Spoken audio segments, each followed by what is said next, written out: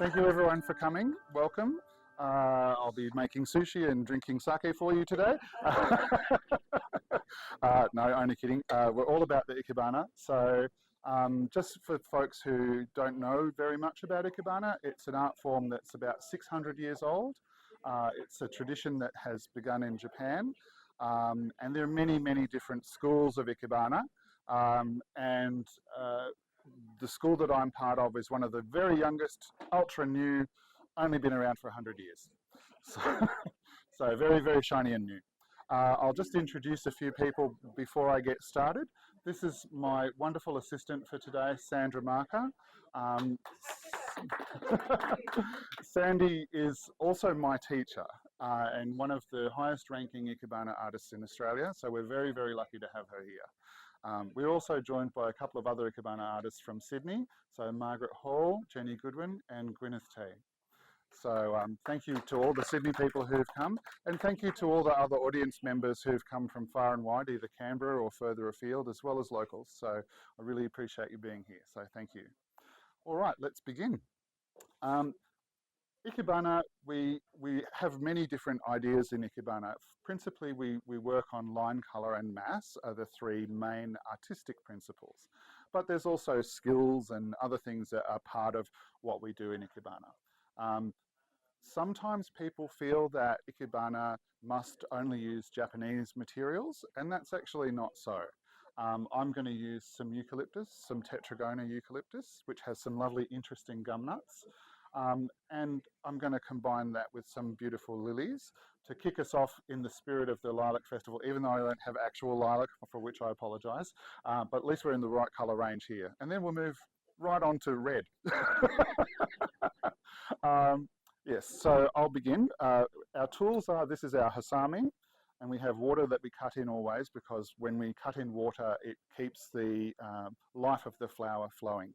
As soon as you have a cut stem, it starts sucking in oxygen, and that creates a bubble, and so that's why we cut in water, so that we don't get that bubble of oxygen, and it just draws up the water straight away. That forms a little blob on the bottom as we put it into our container. So first of all, I'll start with some water in here, because I've got no water. That's all right, green one's down there. So this is a little bit tricky to fill, because as you can see, it's got a slot on each side. I have a little visitor here, this little blowfly keeping me company, but I'll try not to let him be too distracting. So this is a container that I made. I do a bit of pottery. It's very interesting because Ikebana and bonsai tends to attract pottery people. Because we all like interesting containers. Mine need to not have a hole in the bottom, whereas the bonsai people need to have a hole in the bottom. So a little point of difference. Anyway, if I can have some eucalyptus, I think I'm going to start. Yes, because I want low hanging. All right. So I haven't done a lot of preparation of this material, a little bit of cleanup, but mostly I'm working with it as it came from the wholesaler, the flower supplier. And I want this to be down here quite low. So thank you. And I'll just cut a little bit in here. So that's me cutting in the water. So just taking off an extra centimetre or two. And then that can go, actually, I need to go shorter.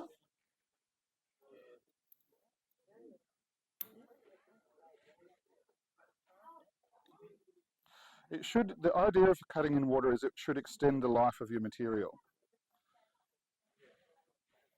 This one.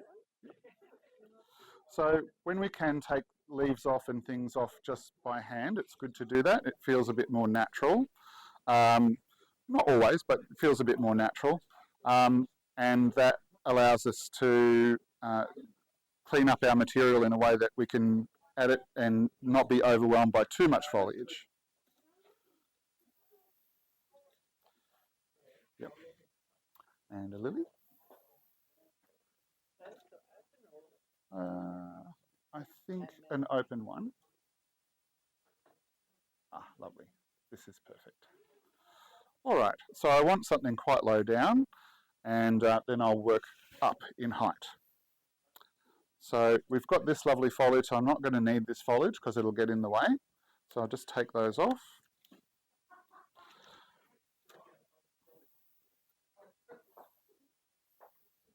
I want that way. So I might not need this bud either. So I'll take that off as well.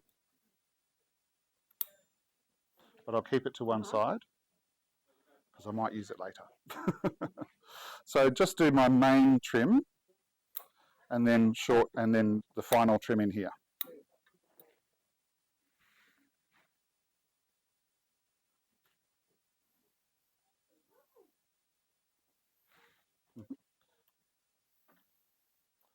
I think this one. Yep. So one of the interesting things about this particular school of Ikebana that I study and I practice is that we arrange our flowers to the audience so that you get to see the arrangement taking place and building and taking shape in front of you instead of seeing the back of it all the time and then I turn it around and voila, there's the end thing. So you get the pleasure of enjoying it as it comes to life.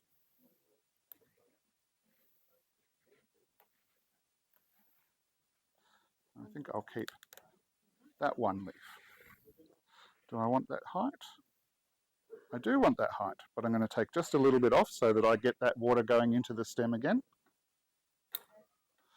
Now, as we go along, I'm very happy to answer questions. If people have questions, feel free to just holler out, and I'll do my best to answer as I'm working. I was wondering, to what extent do you sort of have in your mind what the picture is going to look like at the start, or do you kind of work it out as you go? It varies. I try and have a fair, good idea of what I'm going to end up with in my mind, because that allows me to shop accurately and not waste too much money on my shopping, because flowers, as per everything these days, is getting much more expensive. So I try and only buy mostly what I'm going to use. It's always good to have a little bit of emergency extra supply, but mostly I try and buy what I'm going to use, which means the planning is important. So I want this to make sure it sits nicely against this side of the container. So I'm going to bend the bottom of the stem there, and that will help keep it to one side. So just give it a little squash and a bend like that.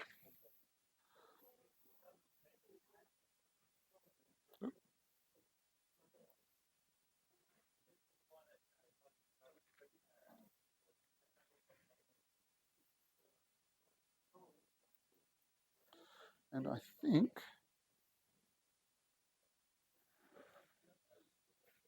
nearly there. I think a little bit more of my eucalyptus if we have some more there. Yes, lovely. That's great. And that can just sit in there. Thank you. One thing that you do develop as an Ikebana person and also as a bonsai person is strong hands for trimming. When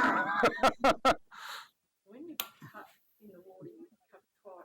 Why cut twice? It's just generally to ensure that if there is any last little bit of oxygen that's crept up into that stem, that we've taken that off, and if it's a little bit more, we just it's just to be sure, really. To be cut twice to be sure, to be sure. And also, what I find is sometimes you know the length, and as you're cutting.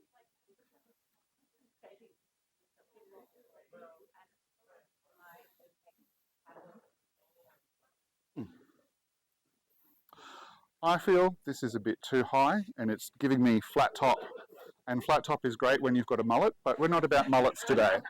So this is going to go.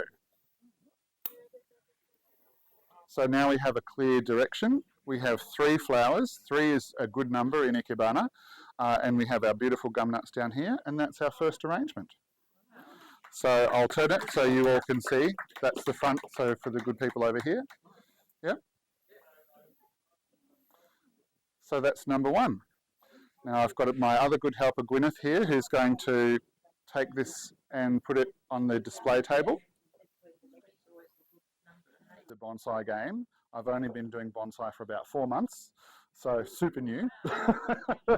Ikebana I've been doing for about 11 years.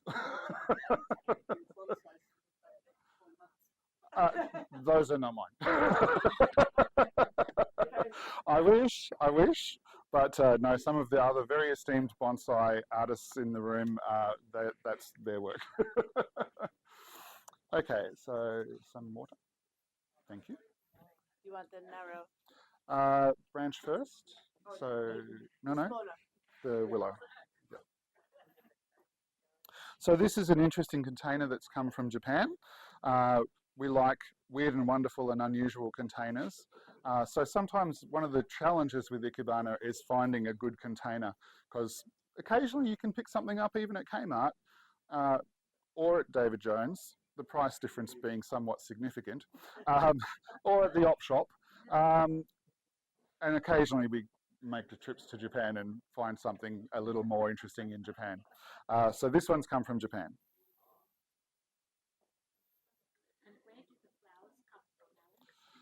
These flowers I bought mostly in Sydney at the flower market, just because I wanted super duper fresh, and they're very reliable at the flower market. There's lots of choice and lots of options. But I often will buy flowers in Canberra. There's a flower wholesaler in Canberra called Flower HQ. Thank you. I'm going to take quite a lot off the bottom of this. It's a weird and wonderful. This is twisted willow, which is nationally a weed. However, it's very good for Ikebana. So I feel I'm doing my duty by trimming it wherever I find it. All right, so I'm going to want about there. Yes, that's good.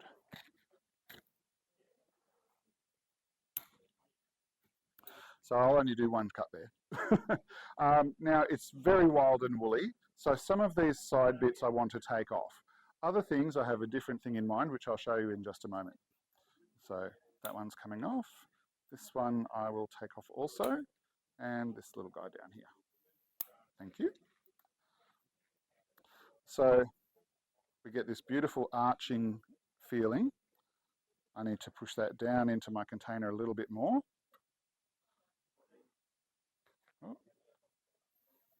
It's always tricky when you've got the bends in the branches. Oop, yep.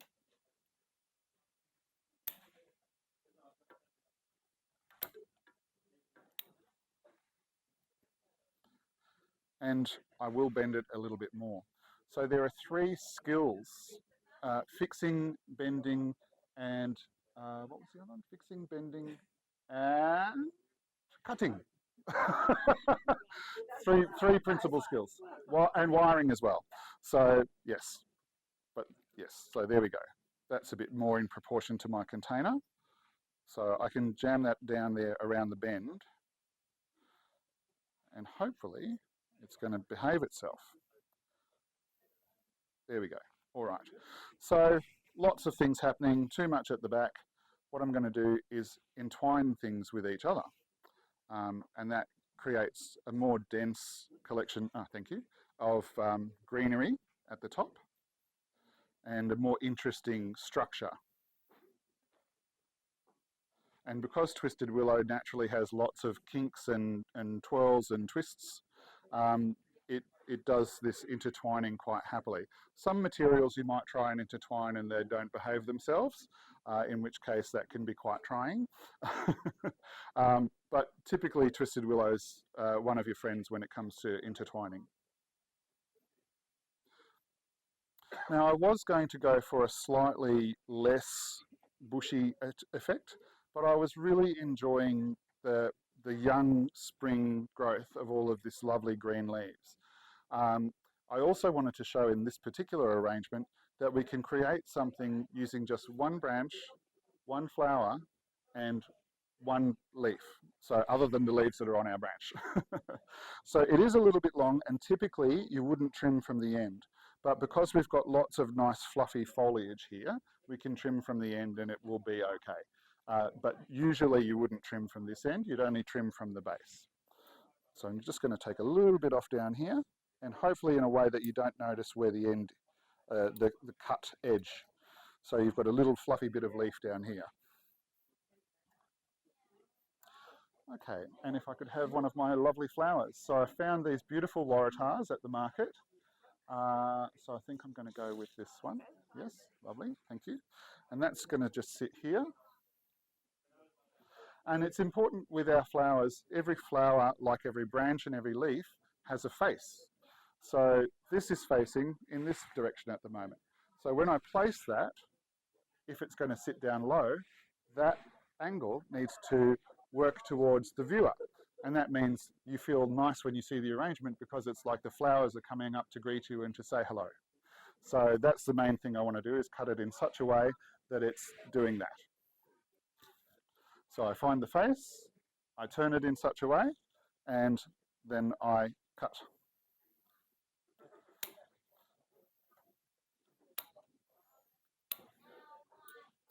Now I'll take a few of these little leaves off, because it's perhaps a bit much, but I think that should be about right. Ah, yes.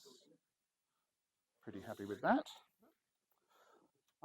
And then just some flax to give a bit of extra dynamism, and a strong dark line. This one I think is good. Yes, thank you. So flax comes with a rib down the back of it, and that tends to make it want to go where it wants to go rather than where you want it to go. So I tend to use half of my leaf. So I just split it.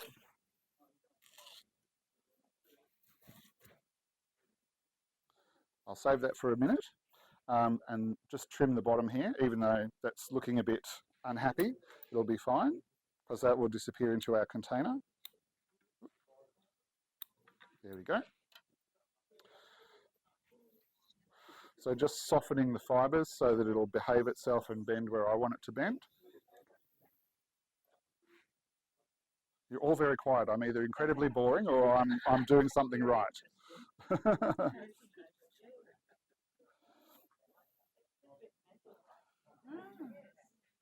So I'm going to incorporate or try and unify the arrangement by having my dark lines start and go under the flower, and then bring it through some of these spaces where I have intertwined my branches, because they create a nice little spot for me to bring my flax through.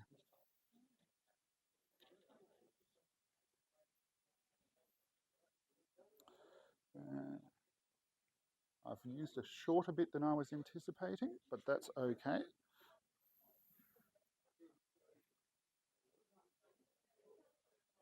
And I can always create another little split here and just tuck my end through that little split. Oop. Like bonsai, it gets very fiddly.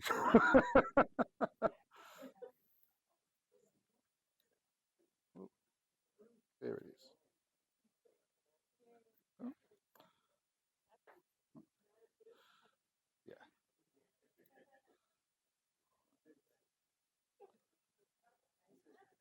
There we go.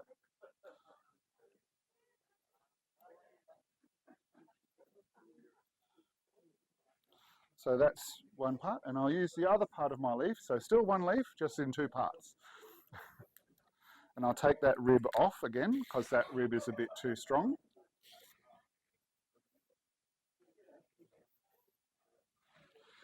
Sometimes you get some stringy bits, so it's good to clear them up as well as you go. And again, I'm just going to run it through my fingers to make sure that it'll behave and it will go where I want it to go.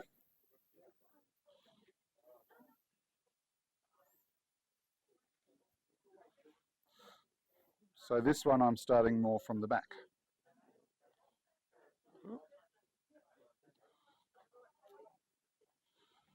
And that gives us a nice set of dynamic lines.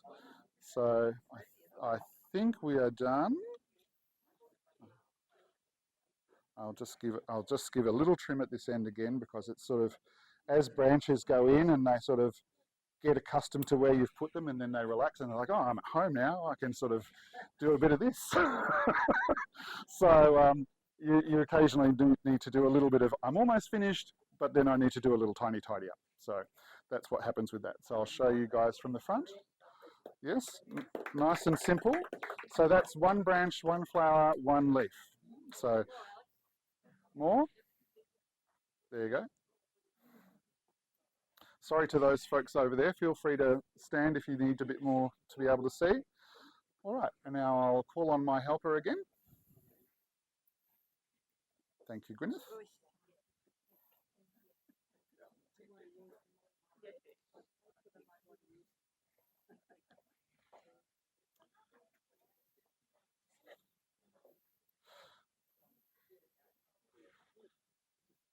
So now I'm going to do an arrangement again that's very simplified. Ikebana, as a bit of a difference from Western floristry, we're about creating space, not so much about filling space. So I'm going to use these very tall Gymea leaves to create some upward motion, and then I'm just going to accent that with some flowers. Now in my container here, to make these stand up, I have this spiky thing. So this is called a kenzan. You might have heard them referred to as a frog or a flower frog, but kenzan literally translates as sword mountain. So these little spikes are the swords, and this big chunk of lead here is the mountain. So I keep these in here. I've got 2 in here already, which I won't fish out, and this one adds a bit of extra weight to make sure things don't move around without me wanting them to.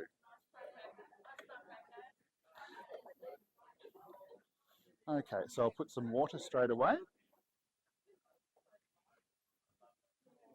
Always like to put our materials into water directly because that helps, keep them as fresh as possible for as long as possible, so we get to enjoy the arrangement for the longest amount of time. Thank you.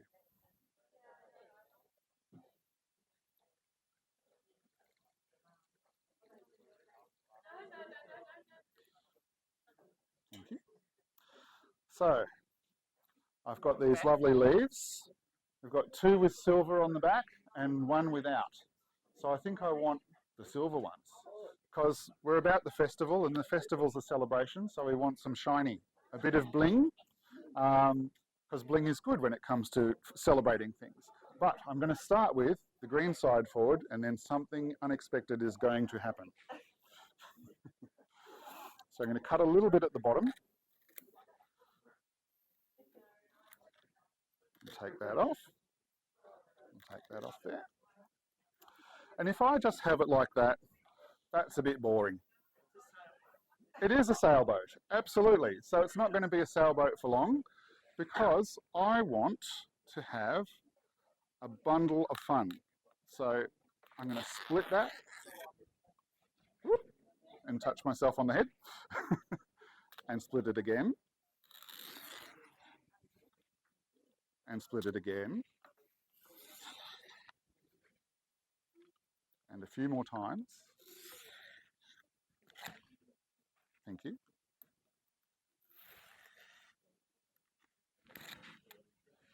And then I'm going to do the other side.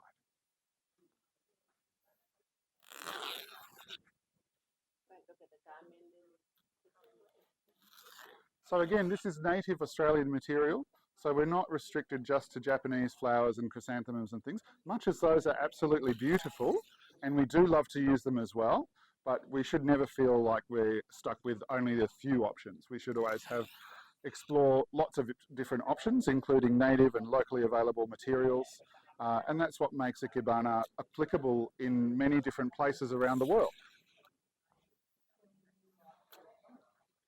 So the other thing I want to do is I want to go downwards. So I have to be very careful to keep a little bit in the middle.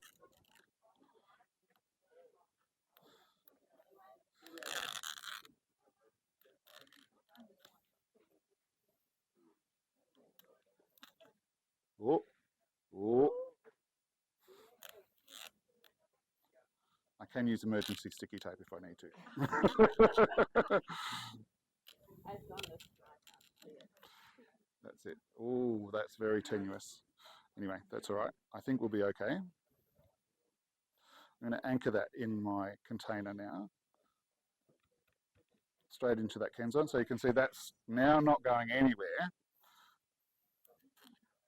This time I'll go from the bottom up.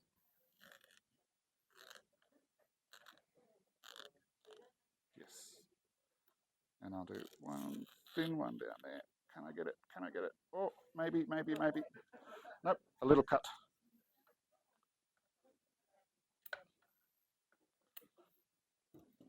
So you're probably still wondering, what the hell is happening with this? Trust me, sometimes it's all about the process. So I want to then create this wonderful weaving-y, basket-y situation. So I'm just going to bring my little loops around pretty randomly, because I don't want it to look like I've thought too hard. Otherwise it starts to become like craft. And we're not really here to make craft, we're here to make Ikebana. And Ikebana is art. So that's what we're aiming at. And this is why I made sure to paint on the back of the leaf. So we get this lovely interaction and these flashes of beautiful silver and green, which give us a nice fresh feeling, but also festive. This is one of the arrangements that takes a little bit longer than the others, but I think it's going to be worth it. You can ask questions. Everyone's mesmerized. Mesmerised? Mesmerised is okay. As I said, I'm either doing something very right or something very wrong.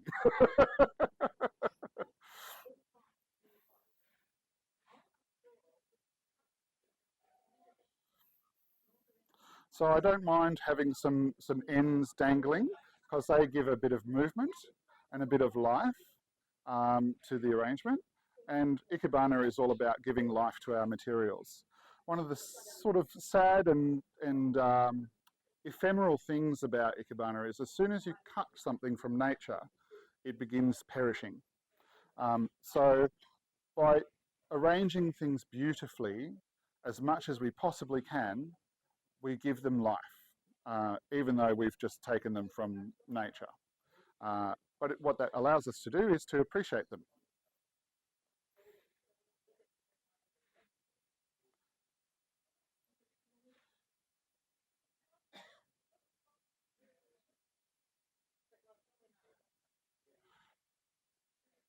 Again, this is a slightly time-consuming arrangement, but we're getting there.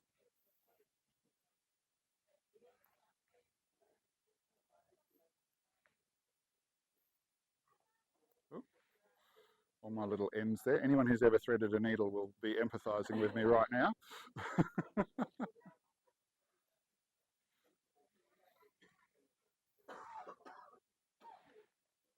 We can even tie a little knot to help it stay put.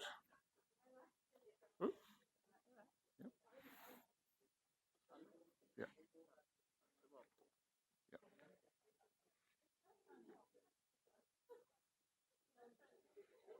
How are we looking from the front? Is it interesting? Interesting is good. Attractive is even better.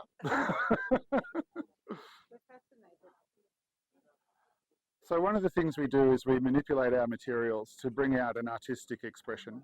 So this is a classic example of manipulating a material to create an artistic expression.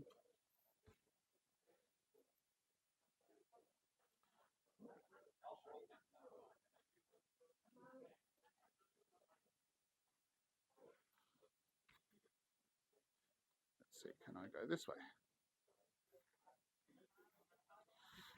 So we're getting this very, very interesting, festive looking bit of electric mass happening.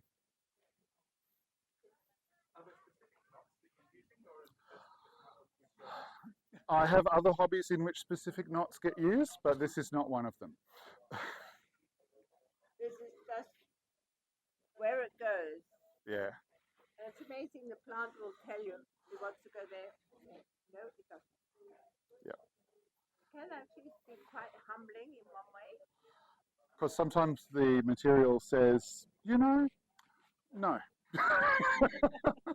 And I'm sure bonsai people have that experience as well, Yeah. where you try and create something and you have a vision for your plant and you've got all the branches doing nice things, and suddenly it says, no, I'm not going to do that.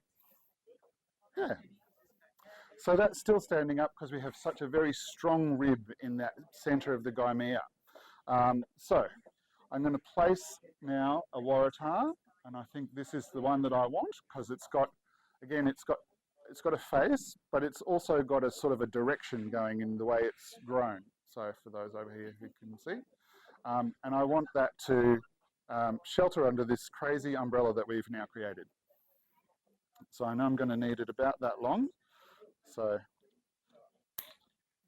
when I'm talking with, working with hard branch material, I tend to make sure to cut on an angle, because then my spiky Kenzan in the bottom here will accept the material nicely, and those spikes will help it. And I want to get it as close into the front of that this vertical stem here as I possibly can. And I might end up doing a little bit of wiring. So I'm pushing down, down, down, down, down, down. Oh, there we go. I think that's about right. Yep, cool. Okay, so I'm pretty happy with that. So we've got this nice crazy bird's nest, beautiful red flower, which I will reveal a little bit more, because I think these leaves might perhaps be obstructing it just a fraction.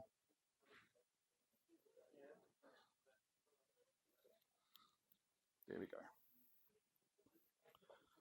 All right, so we're nearly there. I've got to do a whole nother one of these.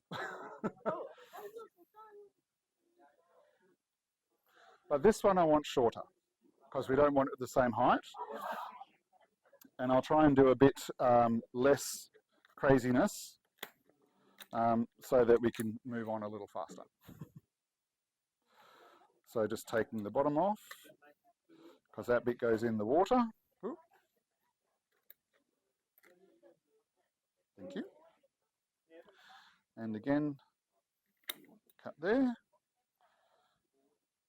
Now peel that up a little bit from the start so we're not making life hard. And put that there. Ooh.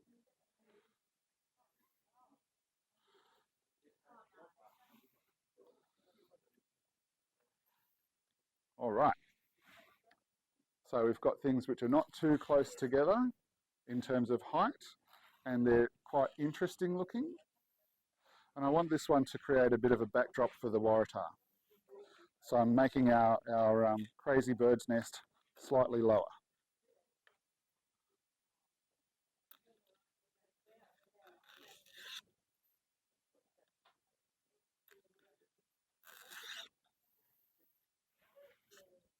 My other arrangements will be faster.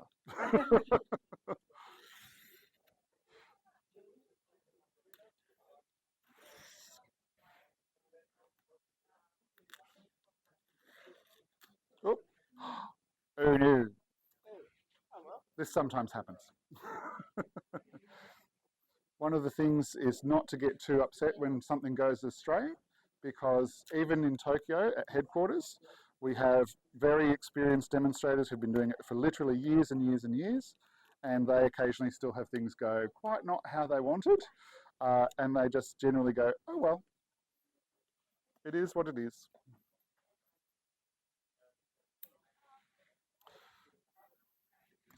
I might start with...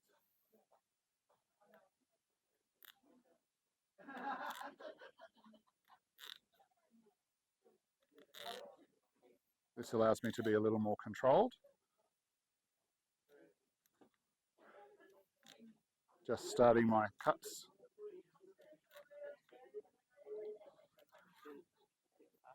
Yeah.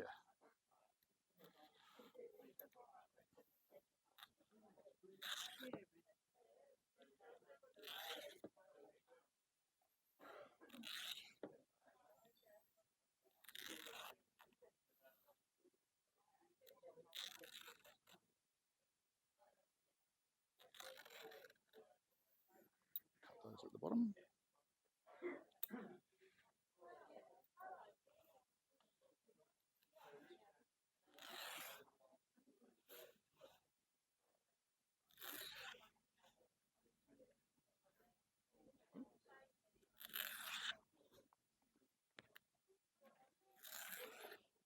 Okay.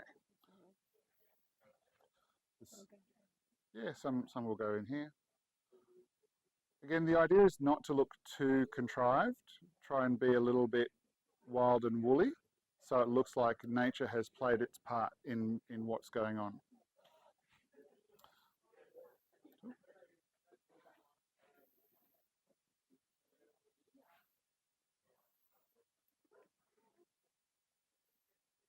This is the joyful part of having a helper. They can help move things along for me, which is excellent. It's always a good thing. So are you good folks mostly bonsai people? Are you just interested, or where's everyone from? Are we local? What are we doing? Canberra? Uh-huh. Well, thank you for coming.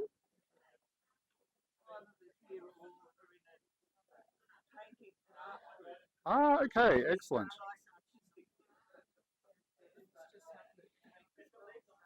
Ah, wonderful.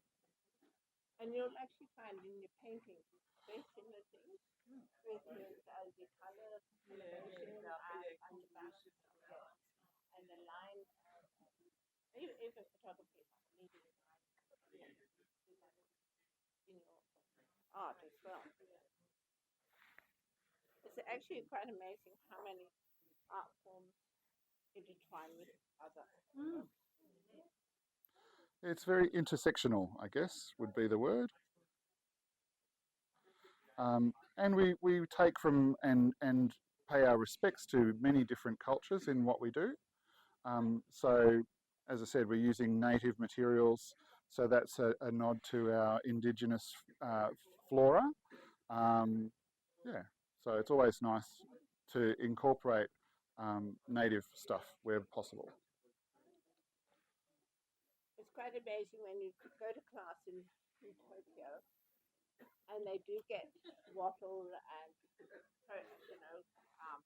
Moritas, and all the Japanese go for that. And I go for all the forsythia and beauty berry and can't get it at home. So people tend to always be attracted to the thing that they can't typically get. Okay. So last little bit is this down here is all looking a bit barren. So we're going to give that a little bit of leucadendron. Single ones or there's some double ones? I think I'll start, I want to keep it fairly short, Okay. and I want to keep it quite dark because we don't want to distract too much from that nice waratah. And take a few little leaves off at the bottom.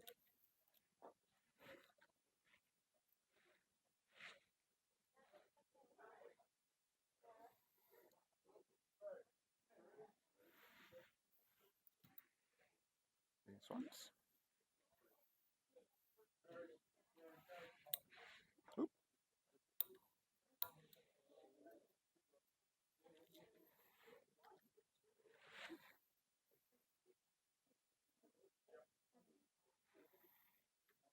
So again, more native.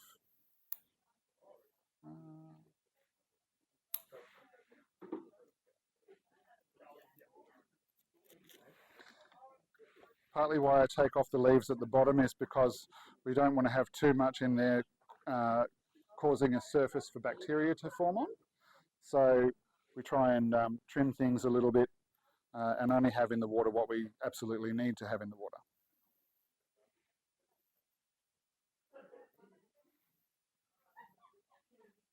Where's my Kenzo? Oh, we'll go there.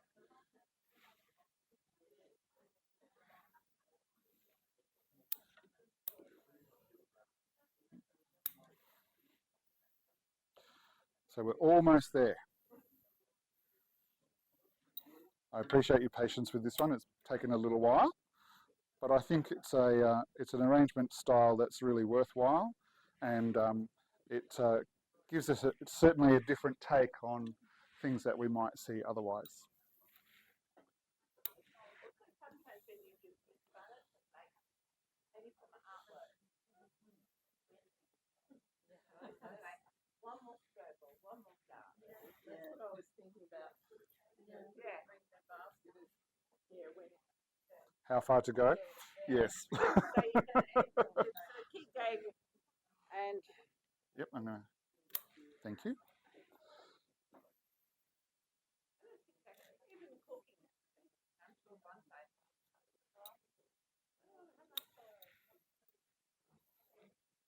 And I always put a little bit to the back as well, I mean, we've got lots happening at the back here because that gives us some depth, which is nice.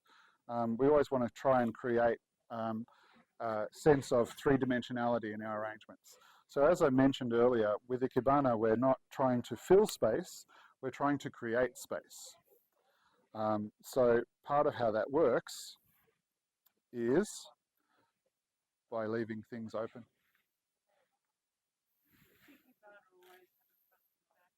It tends to, although there are a number of arrangement styles which work all in the round. So it just depends on what you're aiming to do at the time. So in this case, most of the arrangements have a front and a back. How are we feeling? Do we think that's done? I think that's sort of done. There we go.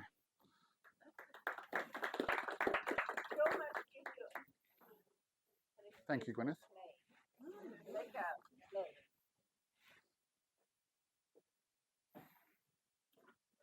Do you need an extra set of hands? All good? Cool. I've got this wonderful, wonderful container, which is absolutely lovely. Zaha Hadid did the design of this. Yes, I don't think I've got an original. I think I've got a knockoff. Because if I had one of the original Zaha Hadids, I suspect I may have been up for several $1,000s. That's not how much this cost. So when I talk about using unconventional materials, have we ever had a cake pop? Anyone? Cake pops? You know, it's like a little cake on a lollipop stick. These are the lollipop sticks. And I've cut them and glued them together to create this interesting kind of crystalline starbursty lattice. And that's going to form the framework that my flowers are going to fit into. It's a bit wild and wonderful. Now, which way did I go? I go that way. I've tried to mark it in a way that I remember which way I'm going, and I may or may not succeed. There we go. I think that's right. Yes, yes, yes, yes. Oh, almost. There. Oh.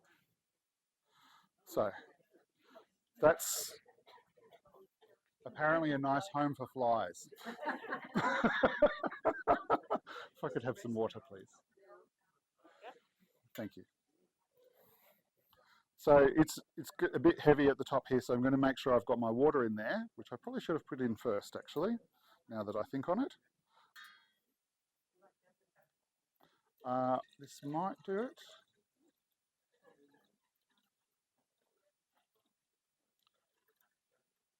So the thing you learn when you do Sugetsu Ikebana is that unconventional materials are awesome and Bunnings is your friend. Thank you. So if you find yourself wandering around Bunnings going, what do I want to look at today? Do I want another plant? Do I want something else?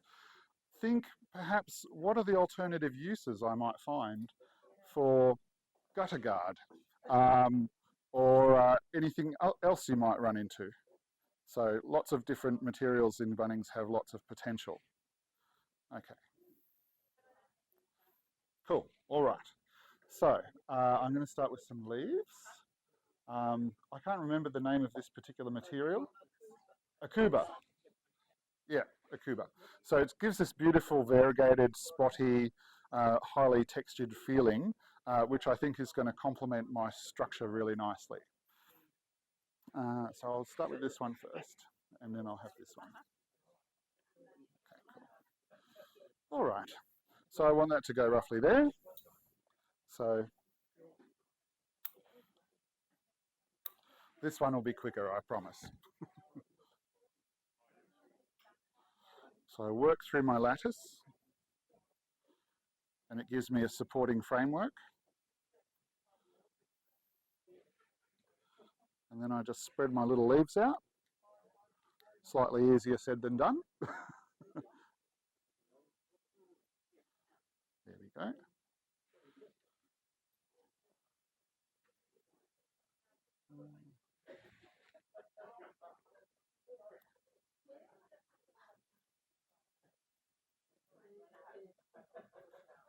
There we go.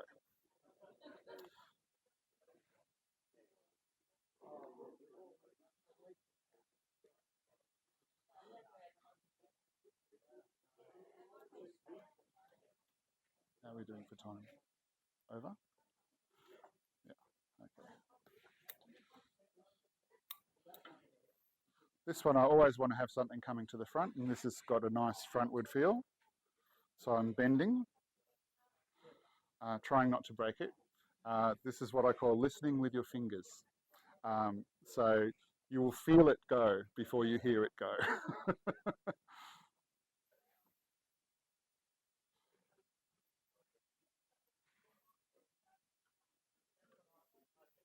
Too long. Nope. There we go.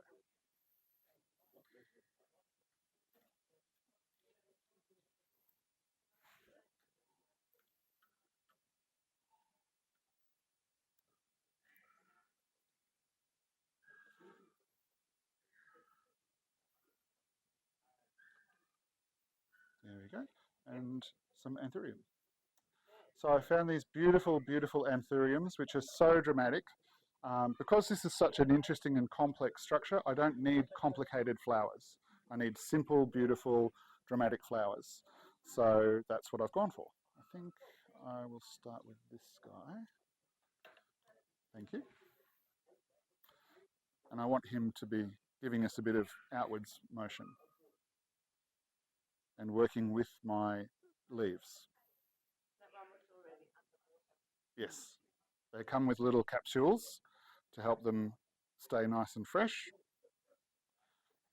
And a more straight out one. And again, I want something coming towards us a bit more from this way. This has already got a nice bend. So I'm just going to enhance that bend just very gently with running my thumb along there. Because these will fold, these stems will fold really, really easily. So I'm trying not to get it to fold, just to gently, gently curve. I have to apologise for my fingers being a bit messy. That's what's come from painting Gaimea leaves early in the morning.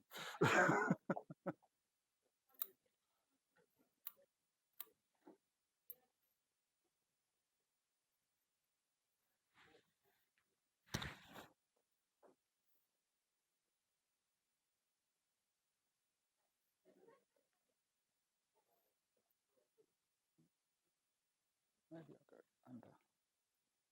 And then, yep, poking, a little bit more. Yep, cool, lovely. It is so excellent to have a helper. I have done demonstrations in the past where I haven't had the benefit of a helper, and I can tell you the difference is absolutely remarkable, and I wouldn't trade it for anything. And I think it does have a cute bend. Well, they're both good. I might end up using 4. Oh, this one's got a bit of that. So let's go with this guy. So I just want one sort of more central.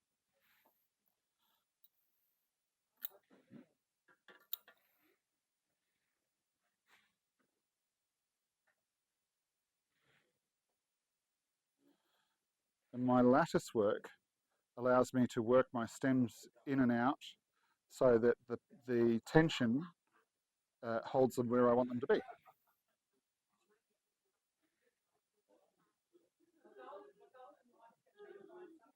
There we go. And that is an arrangement.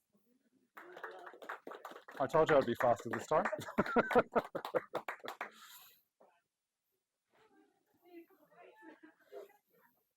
Thank you, Gwyneth. Yep, it's all good. And last but least. So the other thing we can do in Ikebana is we can use dried materials. We don't like to waste things. If we've cut a plant out of our garden or out of nature somewhere, we want to try and make sure we get absolutely the most out of it because we've taken it from its home environment and we want it to be happy and give us much joy as it possibly can. So we can use things while they're fresh, and when they start to look a little bit sad, take them, put them somewhere cool and dark, let them dry out, maybe hang them upside down, and then you can maybe get a second or third or a fourth usage out of them as a dried material. So today I'm working with some driftwood. which I got actually from the pet store because it's really great for lizard environments, apparently. These flies are just loving me.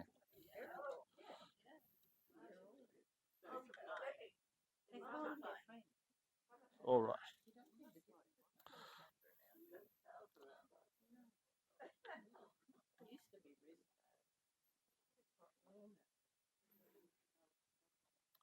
So I'm just placing my lovely pieces of driftwood because they're really, really interesting and they give me a nice base to work from in my container. Now I bought this container hoping it would be wonderful for Ikebana, and it arrived from China, and it had a hole in the bottom because someone had designed it as a planter, but they hadn't said that on the website. So I was like, oh, bugger. Well, they did. So I put some resin in the bottom, and it still leaked. So then I filled it with stones and thought, well, I'll use it for dry arrangements.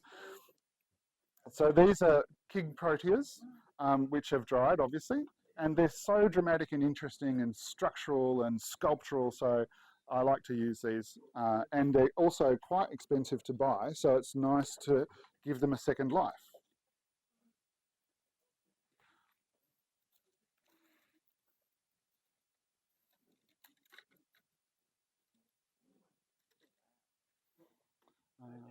So this guy, a little bit of dried fern, even though it's all like it's quite an interesting structure. So it's curled up and everything. And we would normally, if that had been in a regular flower arrangement, we would go, oh, that's all dead now, chuck it out. But actually, it gives this beautiful subtle grey-green. It gives this interesting structural curly vibes. And that's sort of a nice contrast. So it's good to occasionally keep these things.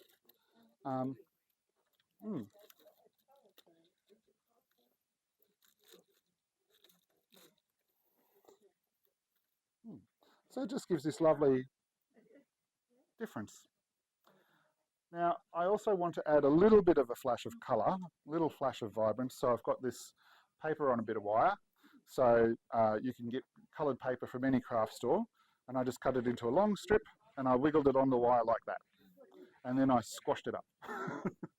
So there's not too much artifice involved. It just sort of goes in there like that. It is marbled.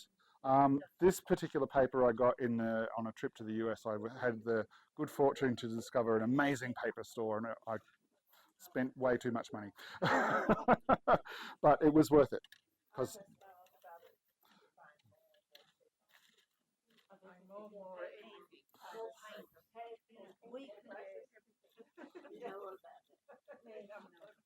yes, us Ikebana folks can relate.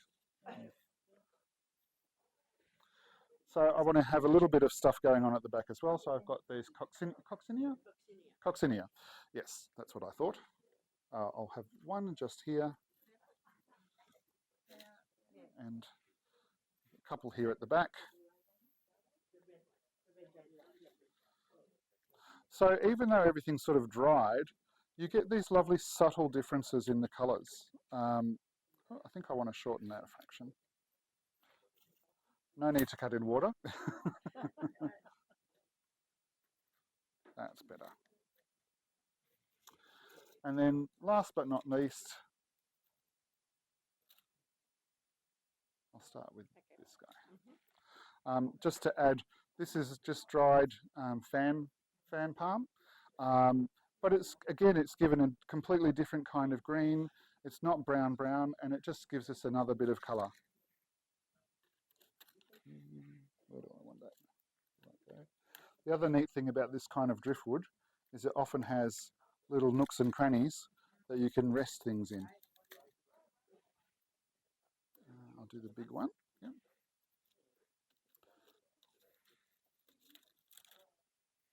And this guy.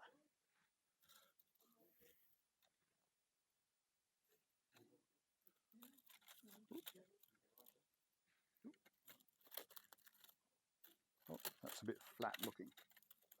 There we go. So that is a dry arrangement. As I said, I'm much quicker on these last few. So you can do lots with material, whether it's fresh, whether it's sort of seemingly had its best life, hide it, let it reinvent itself, and then bring it and use it again. And you can also do things like spray painting it, as I painted my Gaimea one. Yeah, so that's Sogetsu Ikebana in a nutshell. There's much, much more to it, but it gives you a little taste. So I hope you've enjoyed today. Thank you so much for coming. I apologise that we've run a little over time, but I'm happy to answer any questions if people have questions. No? That's all good. Thank you again.